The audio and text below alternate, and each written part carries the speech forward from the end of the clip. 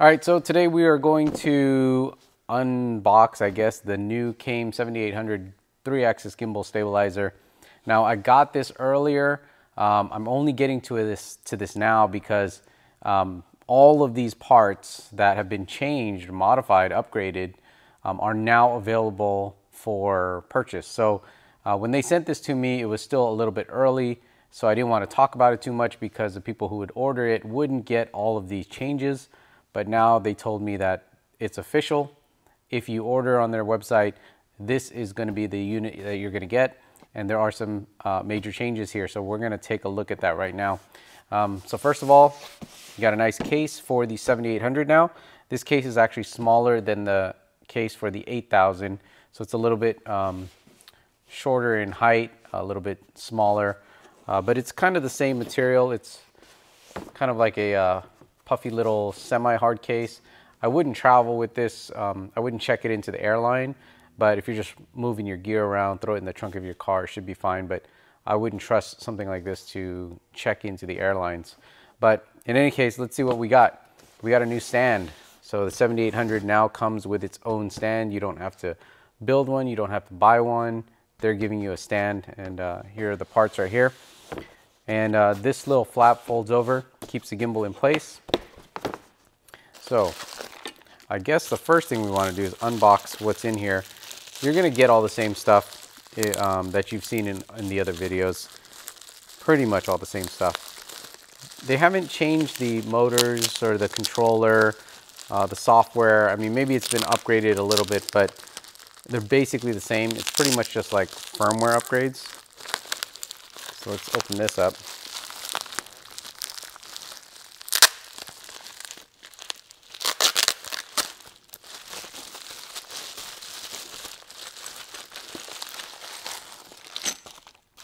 All right, we've got the QR plate in here, which is needed for mounting your camera on here. And there should be a screw or screws, there you go, for the QR plate.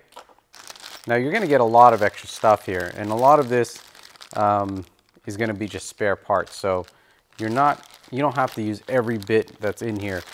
They just give you a lot of replacement parts in case you need to, I don't know, mod or service your product, which is cool. All right, the other bag, these are the parts for the stand. So we will put the stand together because we want to set this up and show you guys what that looks like. But these are just parts for the stand.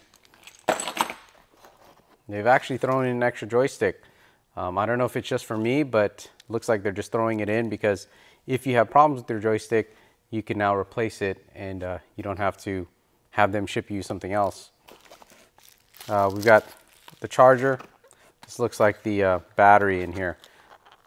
So your standard 3S LiPo 11 volt battery, which is pretty much the same as the other gimbals. All right, anyways, I want to show you all of the new things on here because this thing has really changed compared to the old one. It's going to be easier to use, easier to balance. It's even looking better. But I need to put the stand together, so let me do that right now, and then I'll show you what this looks like. So we're back, got the gimbal stand built over here, and then we're going to run through some of the changes on the 7800 that weren't there on the previous model. First thing, obviously, is this gimbal stand. This is hugely, immensely helpful for anyone buying gimbals because in the past, when you bought the 7800, you'd have to find a way to get it on a stand, hold it up in the air so that you can balance and also tune the system. So that was just a little more effort. Now you're getting the gimbal stand, and it's actually a really good gimbal stand for the 7800. The only problem though is that it takes some light assembly. There's like maybe 4 hex bolts that hold this whole thing together. So if you're going to travel and you want it to fit back in the case, similar to the 8000, you have to break it down and you know, take it apart so that it fits in the case. Otherwise, you're going to be traveling with it like this. It doesn't fold down or anything, but it's a good stand. The other changes, rubber grips on the top and on the sides. Finally, I was not a fan of the yellow striped foam previously, so now this looks way more professional. Feels really good as well. So the rubber grips, I really like that. These handles here can be unscrewed. So they're basically threaded into the side here. And then if you just loosen it by turning it either clockwise or counterclockwise, it loosens up a clamp here and then the whole thing comes off. I'm not going to do that, but if you need to take the handles off as you're traveling, that's what it's there for. And then the top handle here, you take one hex screw off on the back, and then this whole top handle comes off, and that'll help you fit it into, say, a different size case if you wanted to. So those handles come off fairly easy. Now, another thing that they've changed, the significant part that they've changed, is they've added toolless adjustments here at the yaw, so you can slide this post either forward and back. They've also added a roll adjustment back here, toolless, so you loosen up this knob and then you can slide this roll bar left or right so that you can get your camera centered on the frame here. So those two things will really help you guys get balanced. And obviously this is carried over from the previous 7800, a quick release system, so you can get your camera in and out. You can position your camera forward and back, so that's also a toolless adjustment. Underneath here, you have the QR plate can also slide. So aside from the roll bar in the back that can move left and right, you can also move this QR plate left and right as well to help you center the camera within the frame. So this is not toolless. Obviously, you need at least a quarter, if not a flathead screwdriver. So is it 100% toolless compared to some of the other systems out there? Actually, no, it's not, because there is one adjustment here when you lay your camera flat on its back where you have to position the camera either a little bit higher, a little bit lower. That's done on this stage here. So you have two hex screws on the side, another two hex screws on the side here. And basically what you do is you lay the camera on its back, and then you either slide it a little bit up or down. Now, as you can see on mine, I'm slowly dropping, which means I'm a little bottom heavy. So what I would do is I would tilt it on its back, loosen these up, and push it a little bit further up. And ideally, my camera should stay in this position. Then it's completely balanced that way. And then if we're here forward, my camera should stay in this position. If it's falling forward or back, we slide it on the QR plate, forward or back, to get that balance.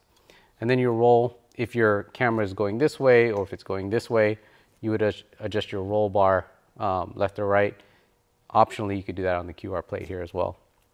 So the other thing that you guys want to double check when you're balancing, obviously, is the yaw. So you should slide this post either forward or back, and what you want to do is tilt your gimbal like this, and this should not swing around. Mine is slightly moving, so that tells me I need to kind of maybe pull it back a little bit, but it's not throwing itself around, which is a bad thing. Another thing you want to double check too is going forward. So if you lean your gimbal forward, this should not swing this way or this way. It should be able to keep its position like that. That means you're balanced here at the rear bar, which is not toolless again, but you probably shouldn't have to deal with that because that's something that is kind of rare. That's just another balancing point sometimes that you have to mess with. Anyways, I'm not going to go through the whole balancing procedure because I have tons of videos on balancing already, but if you do have questions, we can go through that later. Right now, I just kind of want to show you the differences, some of the new things that they've added. Obviously, semi-hard case, a gimbal stand, new rubber grips, toolless at the yaw and the roll bar. Just overall a great system. It's really hard to beat what these guys are putting out, and it comes assembled. The gimbal is already assembled. So I threw a battery up on here. Let me turn this on. That's it, we're ready to go. Let me take it off the stand. Let me adjust it with my joystick here. And we have follow modes turned on with profile 1. Now I'm not sure what the profiles do yet. Typically I connect it to the software and then I can see what they've set. They probably included a user manual that I didn't even look at, but it'll probably tell you what the user modes are. But here on profile 3, you'll notice it is not doing any kind of follow. And I have not tuned this system up.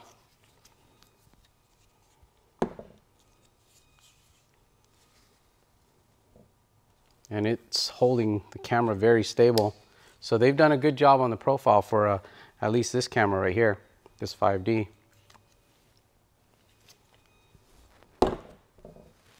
Very stable. So that's a great thing that these guys are doing, is they're giving you a fully assembled system. They're including some profiles here that work with you know, pretty average cameras that people are using these gimbals with.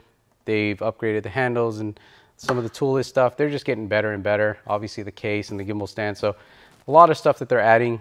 Can't really deny what these guys are doing. They're doing a great job. They even included a lot of spare parts. Obviously, when you're working with hex screws, you have the ability to strip something, or possibly one of your parts fail, like the joystick. They've thrown in a spare joystick. They're kind of just giving you everything that you need so that you can build it, service it yourself, or, you know, replace something without having to call them. You'll be up and running really quick, but they have everything already built. I don't know what more to say. They always send good products over, and when I boot them up, they're just working. Obviously, I'm familiar with tuning it, so I'm probably going to reset this with my own custom profiles that I like. But if you guys have any questions about this stuff, check it out at cheesycam.com. This is the Came TV new 7800, and you can find more information at the blog.